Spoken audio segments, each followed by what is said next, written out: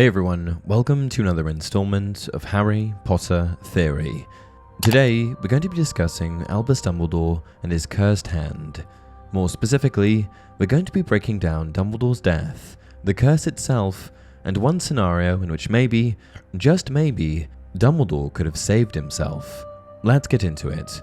Months before Dumbledore's tragic demise, Dumbledore himself had decided to track down one of Voldemort's horcruxes, a small ring crowned with a strange, dark stone.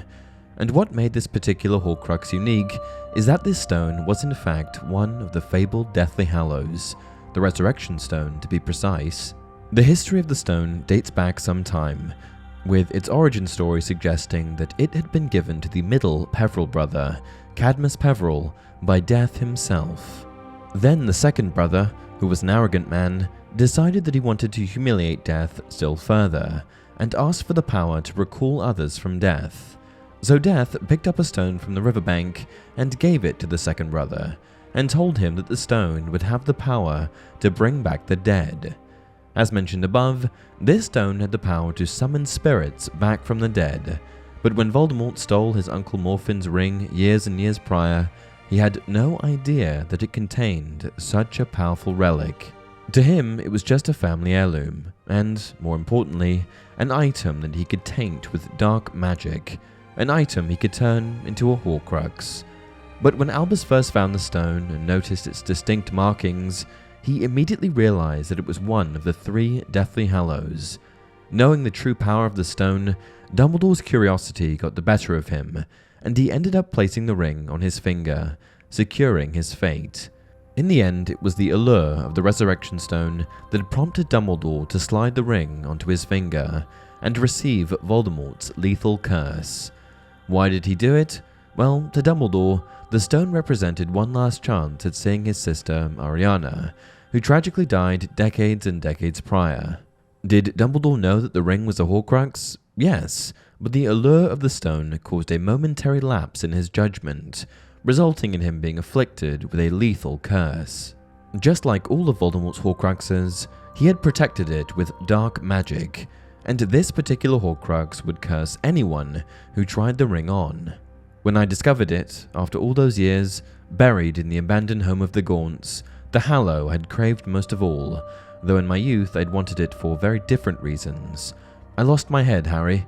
I quite forgot that it was now a horcrux, that the ring was sure to carry a curse. I picked it up and I put it on, and for a second I imagined that I was about to see Ariana and my mother and my father, and to tell them how very, very sorry I was. And immediately after placing the cursed ring on his finger, Dumbledore realizes that his clock is ticking. His time is running out. Fortunately, thanks to Snape and his expertise in curses and potions, Dumbledore was able to buy some time, but he still didn't have much of it. He knew that ultimately the curse would kill him.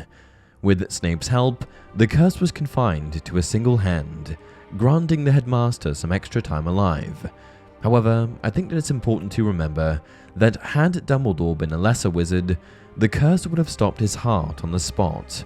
Because of the way that Dumbledore was able to handle his affliction, many interpreted this curse to be some sort of slow-acting killing charm. But this is not the case.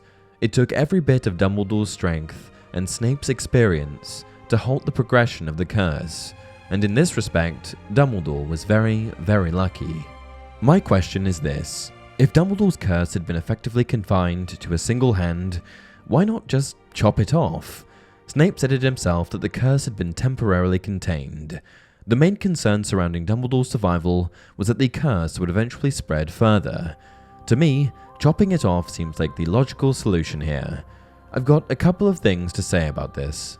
Dumbledore would have lost a hand, sure, but that would have been a small price to pay for survival. If we think back on the series, then one character comes to mind who chops off his hand for less, much less. Wormtail was whimpering. He pulled a long, thin, shining silver dagger from inside his cloak. His voice broke into petrified sobs. "Flesh of the servant, willingly given. You will revive your master." He stretched his right hand out in front of him, the hand with the missing finger. He gripped the dagger very tightly in his left hand and swung it upward. Harry realized what Wormtail was about to do a second before it happened. He closed his eyes as tightly as he could, but he could not block the scream that pierced the night, that went through Harry as though he had been stabbed with a dagger too. Here's the thing, the curse was completely uncharted territory, even for Dumbledore and Snape. Neither of them had ever dealt with a curse like that. Yes, I suppose they could have cut Dumbledore's hand off after confining the curse, but who's to say that the curse was really confined? What if they cut his hand off only to realize that the curse then transferred itself to the rest of his body? What if this type of curse clings on to the living entity of the victim until they die, until they've let out every last breath? Then Dumbledore would be cursed and handless. There's also the possibility that cutting off his hand would have killed him sooner. With no hand, Snape's preventative measures would no longer be in place, and it's entirely possible that the curse would have immediately killed him. What if this previously contained curse suddenly now affected all of Dumbledore? Well, all of that is possible, but I suppose the only options for Dumbledore at this stage were die slowly or cut off the hand and see what happens. But let's pretend for a second that cutting off the hand was a surefire way of keeping Dumbledore alive. In this case, why not do it? Unsure of what might happen, I can imagine both Snape's and Dumbledore's reluctance on the matter. Snape would have to butcher someone, an act I'm sure he'd find repulsive, and Dumbledore would run the risk of either dying right away or being more helpless for his final days while remaining cursed. Dumbledore was used to being, well, Dumbledore, and being a less powerful version of himself can't have been too inviting a prospect for the most powerful wizard of all time. Now let's suppose that cutting off the hand would work, and both Snape and Dumbledore knew it would work. There's still one problem: Malfoy.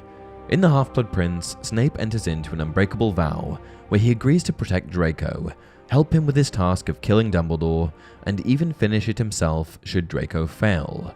Draco's mission to kill Dumbledore was given to him by Voldemort himself, and I'm sure that Dumbledore knew that if Draco were to fail in this mission, then he would be punished severely by Voldemort.